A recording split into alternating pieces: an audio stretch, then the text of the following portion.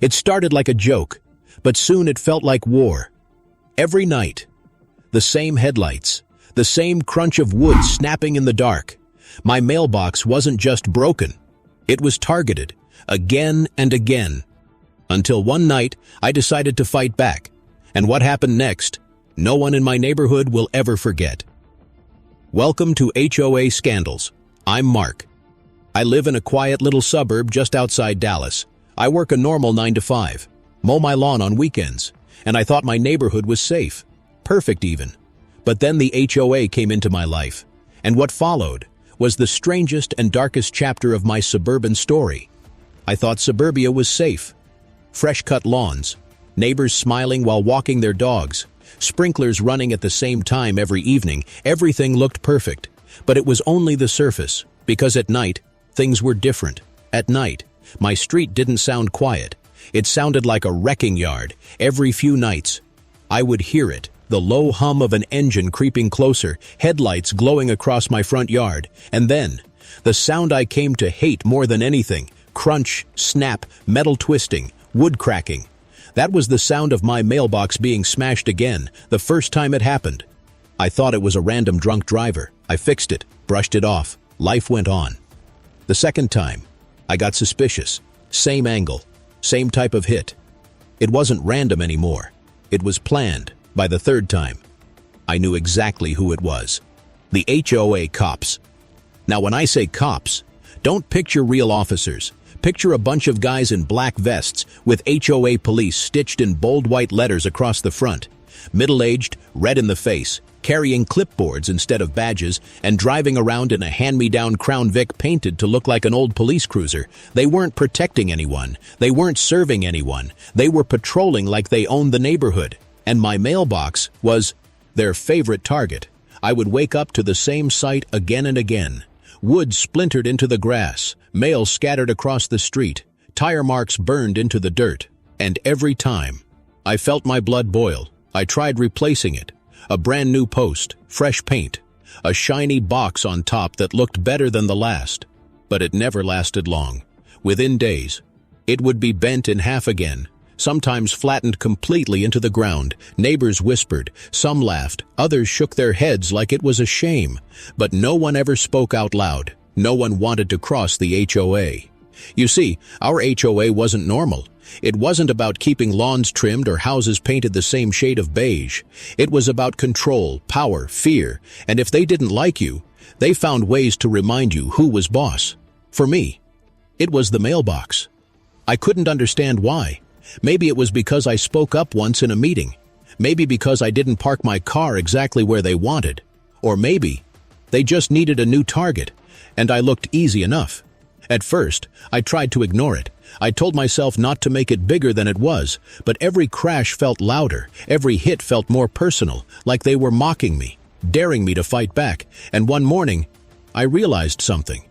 It wasn't about the mailbox anymore. It was about me. It was about breaking me down, one splinter of wood at a time. That morning I picked up the mailbox again, nails bent, box crushed, and I just laughed. Not because it was funny, but because I finally understood if they wanted to play games, then I would play too.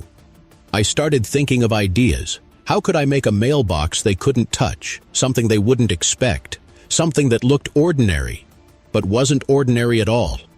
I spent nights sketching designs on scrap paper, looking up ways to pour concrete, studying how to anchor steel deep into the ground. It became my obsession, my quiet revenge. Every sound of a hammer, every bag of cement I carried, felt like a step toward justice, toward payback.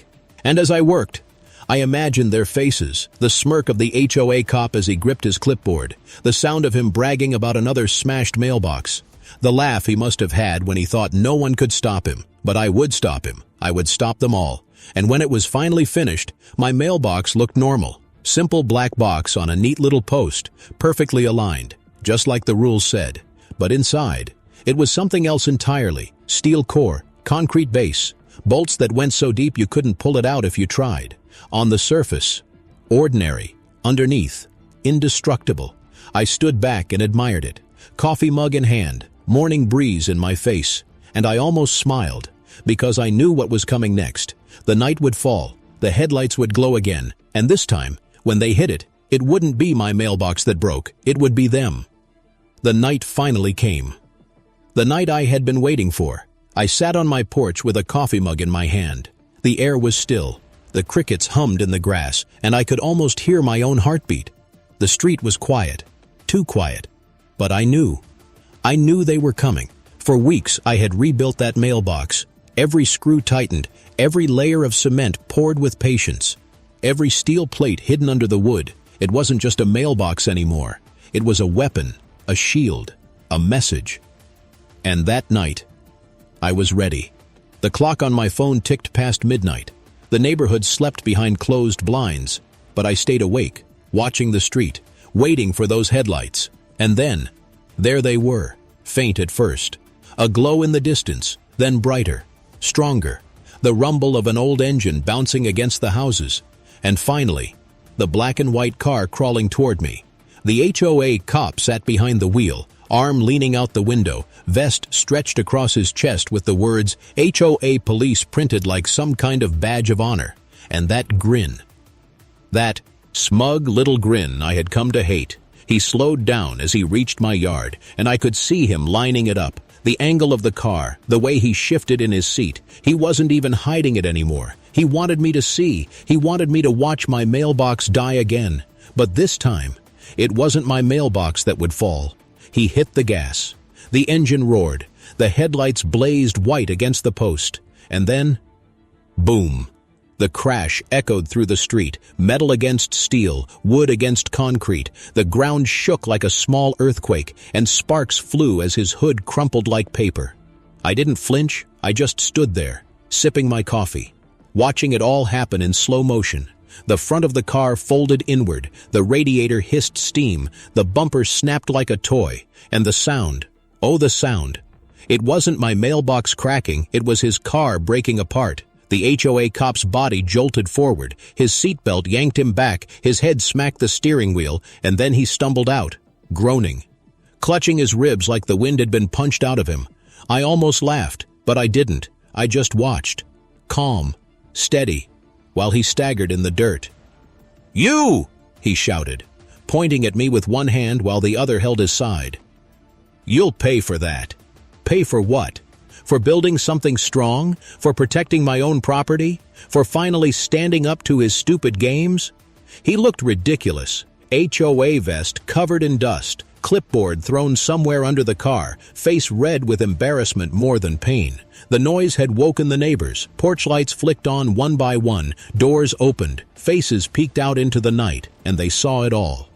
The HOA cop bent over, car destroyed, my mailbox still standing tall, not a scratch on it. I could see the confusion in their eyes. Some gasped, others chuckled quietly, and a few smiled wide like they had been waiting for this moment as long as I had. The cop tried to regain control. He pulled himself upright and puffed out his chest, but the pain was too much. Every step made him wince. Every word came out weaker than the last. This is against the rules," he stammered. "Dangerous structure, violation, fines, suspension of HOA privileges." His voice cracked, his hand shook, and no one believed him anymore. Because the truth was clear. For months they had been smashing my mailbox. For months they had been using fear to control us. And now the mighty HOA police looked powerless.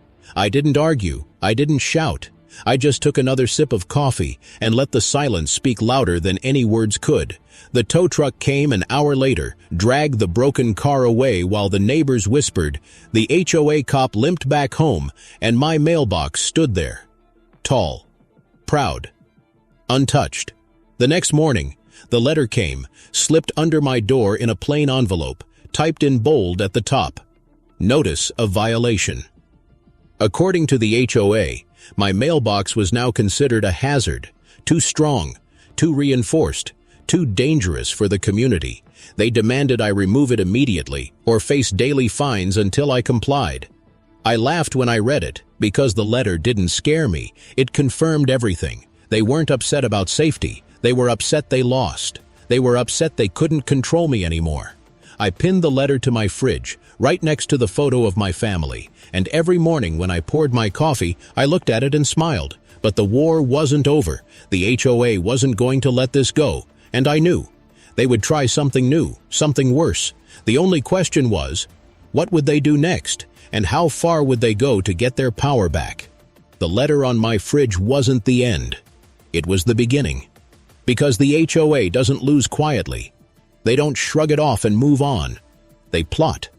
They scheme. They come back harder. At first, it was just paper. A new violation notice every other day, different wording, different excuses, but always the same demand: remove the mailbox or pay. Your mailbox is a safety hazard. Your mailbox disrupts the harmony of the neighborhood. Your mailbox is intimidating to pedestrians. That last one almost made me laugh out loud. Intimidating to pedestrians. It was a mailbox, not a guard dog, but the letters kept coming, slid under my door, stuffed in my mailbox, left taped to my garage. It felt like harassment, because it was harassment. Then came the fines. They claimed I owed $100, then $300, then $500. Each week the number grew, like they were daring me to break. I ignored them. I paid nothing because I knew the truth. These weren't real fines. They were scare tactics, empty threats dressed in legal words. But the HOA didn't stop there. They started sending people, HOA inspectors, in neon vests, walking slow in front of my house, taking photos of my yard, measuring my grass with rulers, pointing at my roof, shaking their heads like I had committed a crime. One afternoon, I caught one of them crouching near my mailbox, camera flashing. I stepped outside and asked what he was doing. He looked me in the eye and said flatly, "Just gathering evidence." And then he walked away without another word. It was creepy, like living under surveillance. Every time I opened my curtains, I felt eyes on me. Every car that slowed down made my chest tighten. The neighbors noticed too. Some whispered warnings. Some told me to give up. "Just take it down," one old man said. "Life's easier when you don't fight the HOA." But then there were others. Quiet nods as they passed. Little smiles when they saw the mailbox still standing. One neighbor even slipped a note under my doormat. It said, "Thank you for standing up to them. We're all tired of their games."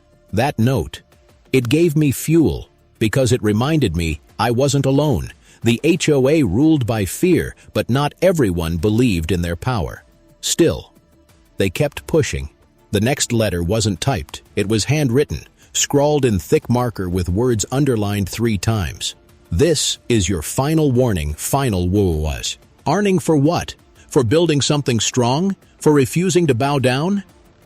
I pinned that letter next to the others. My fridge looked like a wall of shame for the HOA. And every time I opened it for milk or eggs, I reminded myself who I was fighting. But the pressure grew. One evening I came home and found my trash cans overturned, garbage spread across the street, a ticket taped to the lid that read, "Trash violation, improper storage."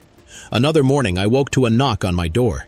It was a man in a cheap suit carrying a clipboard. He introduced himself as the HOA attorney, and he told me the board was considering legal action. He spoke slow and serious, like he was warning a child. He said the mailbox could lead to lawsuits, that if someone accidentally hit it again and got hurt, I would be responsible, that I could lose my home. I didn't respond. I just let him talk, because I could see it in his eyes. He wasn't confident. He was desperate. The HOA had lost face, they had lost control, and now they were scrambling. But the strangest thing happened next. The HOA didn't just come after me, they came after the neighborhood. New rules appeared overnight. Grass had to be exactly 3 inches high. Cars couldn't be parked on driveways for more than 2 hours. Holiday decorations banned after December 26th sharp. It was madness, and it was all because of me, because I embarrassed them, because I refused to bend. They punished everyone else to send a message. And that's when I realized something darker. This wasn't just about a mailbox anymore. This was about war, psychological war. The HOA wasn't trying to break my mailbox. They were trying to break my mind. They wanted me isolated, alone, turned against by my own neighbors. And in a way, it started to work. One evening, a woman from across the street came over. She told me her husband was furious because the HOA fined them for leaving a basketball hoop out too long. She said it never used to be a problem, but now, everything was a problem. She looked me in the eye and said, "This all started because of your stupid mailbox." Her words cut deep, because she was right. Maybe my fight was making things worse for everyone. Maybe I had turned my neighborhood into collateral damage. But when I thought about giving up, when I thought about pulling out the mailbox and ending it, I pictured that night again. The headlights, the crash, the sound of metal crumbling while my mailbox stood tall. And I knew I couldn't stop, because stopping meant letting them win. So I held my ground. I ignored the notes. I laughed at the fines. And every morning I sipped my coffee while staring at that proud black mailbox that refused to die. But deep down, I knew the HOA wasn't finished. They would come again. Harder, smarter, more cruel. The war was no longer silent. It was loud now, obvious. Everyone could feel it. The HOA wanted to crush me, and they weren't hiding it anymore. The letters didn't stop. They multiplied. Every day a new envelope, every day a new violation. My fridge looked like a crime wall by now, pages stacked on top of pages, bold red stamps across the top screaming words like "final notice" and "urgent." At first it was funny, then it got annoying, and then it turned personal, because it wasn't just paper anymore. It was people. They started sending inspectors down my street every morning, different faces, same vests, same clipboards. They walked slow in front of my yard, snapped photos like paparazzi, measured the distance between my mailbox and the curb, counted the cracks in my driveway. One of them even leaned down and measured the width of my garden hose. It was insane, but that was the point. They wanted me rattled, they wanted me paranoid, and it worked, at least a little. Every time I opened my blinds, I expected to see them. Every time a car slowed near my house, my stomach tightened. I started feeling hunted. Then the whispers began. A couple on the corner stopped waving at me. The guy who used to lend me his ladder turned away when I walked by. A woman shouted across the street that her HOA fees had gone up. And it was all my fault. It spread like poison. The HOA didn't just want me in trouble, they wanted me hated. I started getting notes. Not official ones, anonymous scraps of paper shoved in my mailbox or taped to my fence. "Just quit. You're making things worse. Take it down before we all pay for it." The mailbox war had become neighborhood gossip. It divided us. Some neighbors cheered me on quietly. Others cursed me behind my back, and I stood in the middle of it all, calm on the outside, burning on the inside. One night I heard footsteps outside. I peered through the blinds and saw two teenagers spray painting "Rule Breaker" across my driveway. I ran out and they bolted, but I knew who sent them. Because kids don't care about mailboxes, adults do. Adults with grudges and power. The next morning, another letter arrived. This one different. Bigger envelope. Heavier paper. It was from the HOA's lawyer again. Inside was a formal notice. They were taking me to HOA court. HOA court. What a joke. Not a real court. Not a real judge. Just a table of board members sitting with smug faces pretending to be the law. But I knew the danger. If they ruled against me, they could fine me, they could lien my house, they could make my life hell in ways I hadn't even imagined yet. For the first time, I felt real fear. I sat at my kitchen table staring at that letter, and I wondered, was it worth it? Was this stupid mailbox worth losing my peace? My home? Everything I had built here? But then I looked out the window, and there it was, my mailbox, tall, unbroken, defiant against the sun, and something inside me hardened again. Yes, it was worth it, because it wasn't just about metal and cement anymore. It was about dignity. It was about standing up when no one else would. If they wanted war, I would give them war. I started preparing. I built a file. Every letter, every photo, every note slipped under my door. I organized them in a binder, labeled each page with dates and times, like I was building a case. I bought cameras, not cheap ones, good ones. I mounted them across my property, front yard, driveway, mailbox angle. Every movement recorded, every whisper caught on tape. And then I waited. The harassment didn't stop. It got worse. Someone egged my house. Someone left a bag of trash on my porch. Another anonymous note appeared, this time reading, "Move out or else." It was childish, but it showed how desperate they were. Then the night came that changed everything. I was reviewing camera footage when I saw it. At 2 in the morning, a man in an HOA vest walked straight up to my mailbox with a crowbar. He looked around nervously, raised the tool high, and slammed it down with all his strength. The mailbox didn't budge. He swung again, and again, the sound of metal ringing against metal. Until finally, he stumbled back, holding his wrist in pain. He cursed under his breath, kicked the post once, and limped away into the shadows. I sat there in the dark watching the footage, and I smiled, because now I had proof. Not just rumors, not just suspicion, real proof of their games, their violence, their corruption.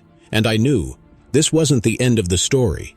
This was the beginning of something bigger, because now I had a weapon stronger than concrete. I had the truth.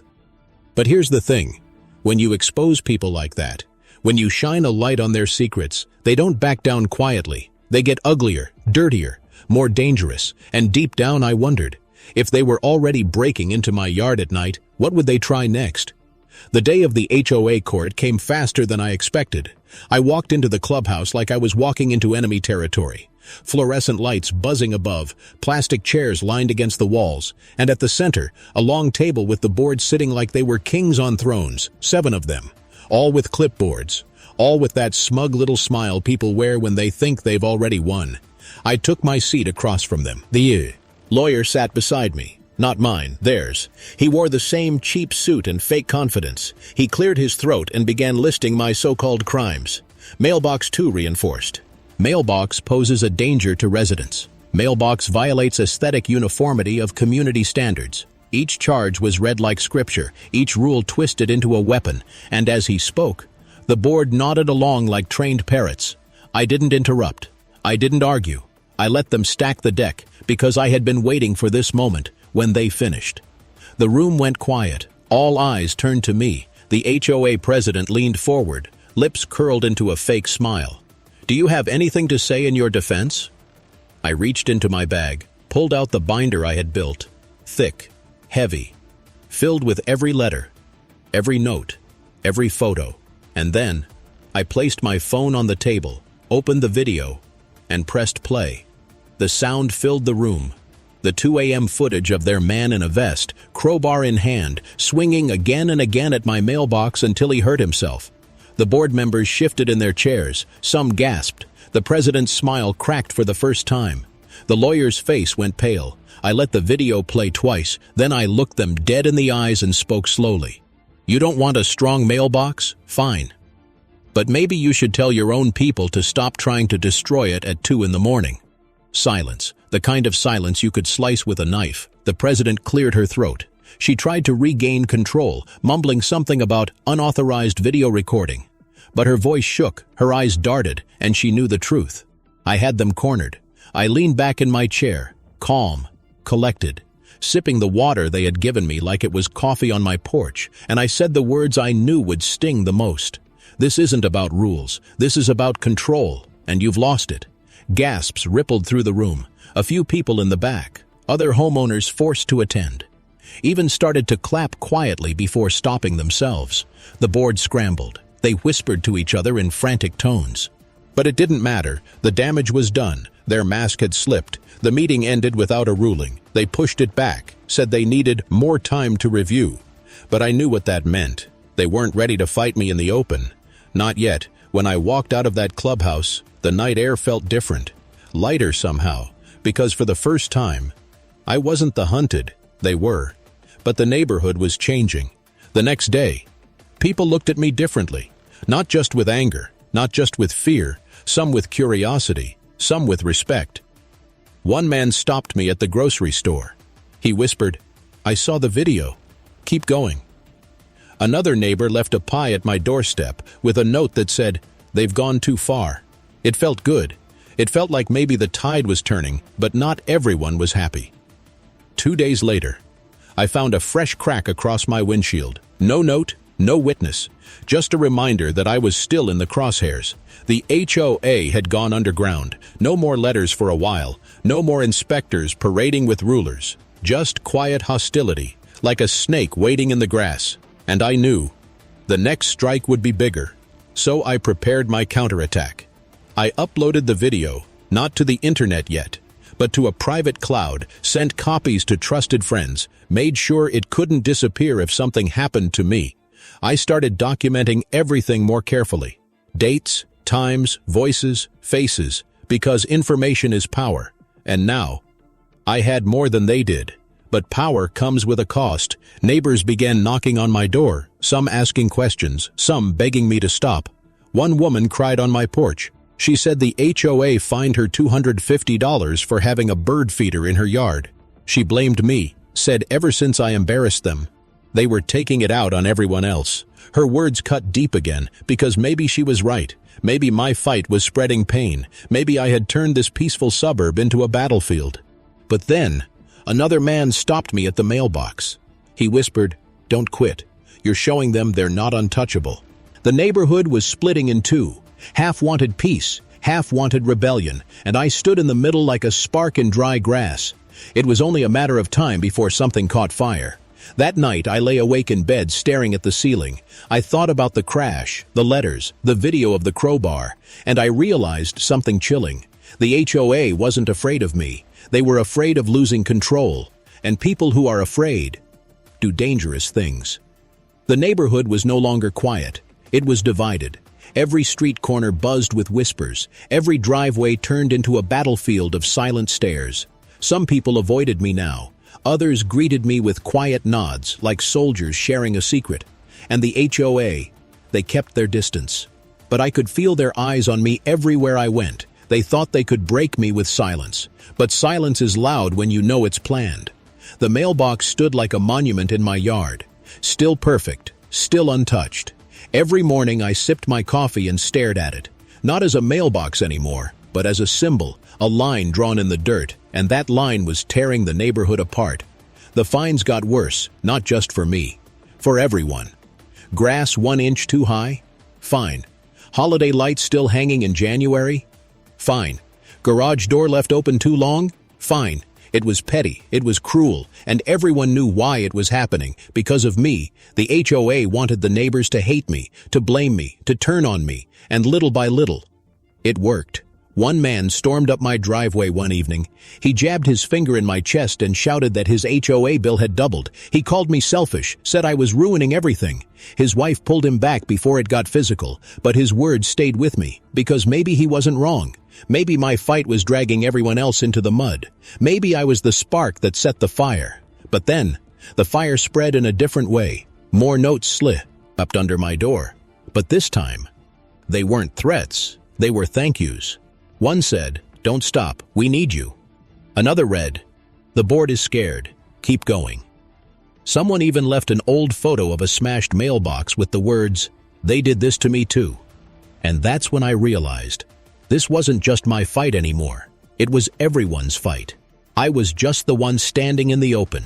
The HOA must have sensed it, because they struck harder. One morning I woke to the sound of pounding on my door. I opened it to find 2 uniformed men. Not real police. Private security, hired by the HOA. They handed me a thick envelope and said flatly, "You've been served." Inside was a lawsuit. Real court this time, not HOA court. They were suing me for damages, claiming my dangerous mailbox had destroyed their patrol car and caused medical bills. It was absurd, but it was real, and now I was in deeper than I had ever been. I sat at my table staring at the papers, pages of legal language meant to intimidate, numbers that made my stomach twist, tens of thousands of dollars they wanted from me. For a moment, I almost broke. I thought about giving in, about tearing out the mailbox and begging them to stop. But then I remembered the video, the crowbar in the night, the car crumpled against the steel, the neighbors who whispered, "Don't quit," and I knew. I couldn't stop now. If they wanted a war, then I would give them one. I started reaching out quietly, neighbors who had slipped notes, people I trusted. We met in garages, in backyards, away from prying eyes. And what I learned shocked me. I wasn't the only one with proof. Others had photos, videos, stories of harassment. One woman had a recording of a board member threatening her with eviction for having a doghouse in her yard. Another man had emails showing the HOA raising fees illegally and pocketing the difference. The pieces fit together. This wasn't just about my mailbox. This was about corruption, abuse, control. And suddenly, I wasn't alone anymore. I was part of something bigger. We began to plan, sharing evidence, organizing timelines, building a case stronger than concrete. But while we planned, the HOA fought back harder. They sent their inspectors to harass us. They spread rumors. They knocked on doors, telling people I was dangerous, reckless, a troublemaker who would drag everyone into bankruptcy. Some neighbors believed them, some didn't. The line in the dirt grew deeper, and then came the night that proved how far they would go. It was past midnight. I was half asleep when I heard footsteps again. I grabbed my phone and pulled up the camera feed, and there he was, the same man from before, the one with the crowbar. But this time, he wasn't alone. 2 others stood with him, flashlights in hand. They weren't after the mailbox this time. They were after me. They crept along my fence, shining lights into my windows. One tried the gate. Another rattled the back door handle. I froze in the dark, heart pounding, watching from the upstairs window as they prowled my yard like hunters. And then, just as quickly, they left, jumped into a waiting car, and sped off into the night.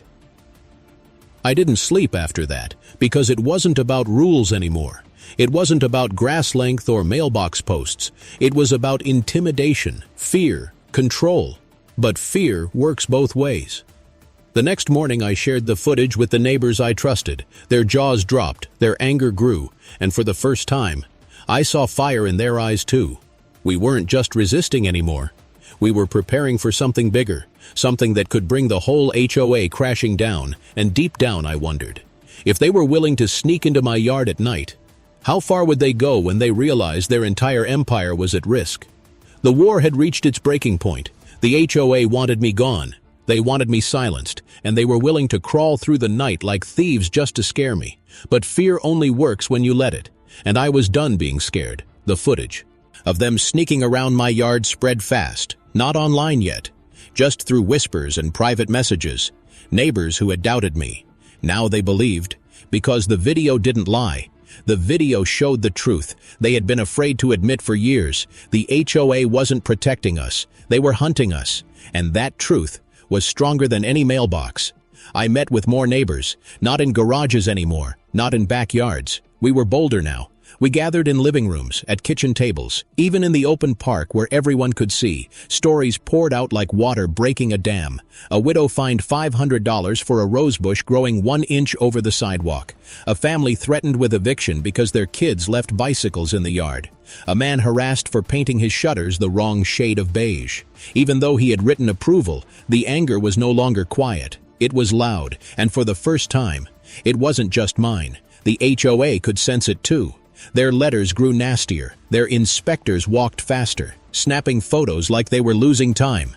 The lawyer even sent another notice, demanding I remove the mailbox before the lawsuit went public.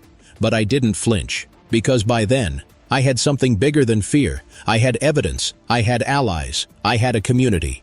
And so, I pulled the trigger. One morning, I uploaded everything. The crash, the crowbar attack, the night they crept into my yard, the binder of letters, the stories my neighbors shared. I put it all together and sent it to every homeowner in the community. Every email list, every mailbox, every front door received the truth, and the reaction was explosive. By evening, the neighborhood was buzzing. Small groups gathered in driveways whispering. People passed around phones showing videos. The HOA's carefully polished image shattered in a single day. The board called an emergency meeting. But this time, it wasn't just me sitting across from them. It was dozens of neighbors, furious, demanding answers. The president tried to speak. Her voice was shaky. She blamed me, called me a liar, said the videos were fake. But then I played them out loud, in front of everyone. No editing, no excuses, just raw truth. The room erupted. Shouts, accusations, years of pent-up frustration spilling into the open. One man slammed his fist on the table and shouted, "You fined me for a bird feeder while you were breaking into our yards?" A woman held up her own letter and screamed, "You've been stealing from us." The board members panicked. They tried to regain control, but control was gone. It had slipped through their fingers the moment I pressed send. By the end of the night, it was over. A petition formed right there on the clubhouse table. One by one, Signatures filled the page, enough to call for removal of the board, enough to end their reign. The president stormed out, her face red, her power gone. The lawyer didn't even look at me. He just packed his papers and left quietly, and the so-called HOA cops. They were nowhere to be found. The war had ended, not with a bang, but with truth. Days later, a new election was held. Fresh faces joined the board. Neighbors who had once been too afraid to speak now stood tall, promising fairness, transparency, and an end to harassment. The fines stopped, the letters stopped, the inspectors disappeared, and slowly, the neighborhood began to heal. But the mailbox? It never moved. It stood exactly where it always had. Tall, unbroken, a reminder that sometimes the smallest things carry the biggest fights. People still walk past it and smile. Some shake their heads in disbelief. Others give me a quiet nod of respect. And every morning, I sip my coffee and look at it like an old friend. I didn't win because I built a strong mailbox. I won because I refused to break, because I stood when they tried to push me down, because truth, when shared, is stronger than fear. But sometimes late at night, when the street is dark and the wind is still, I think about the crash, the crowbar, the footsteps in my yard, and I wonder, what if I hadn't fought back? What if I had stayed quiet? What would the HOA have become if no one ever stood up to them?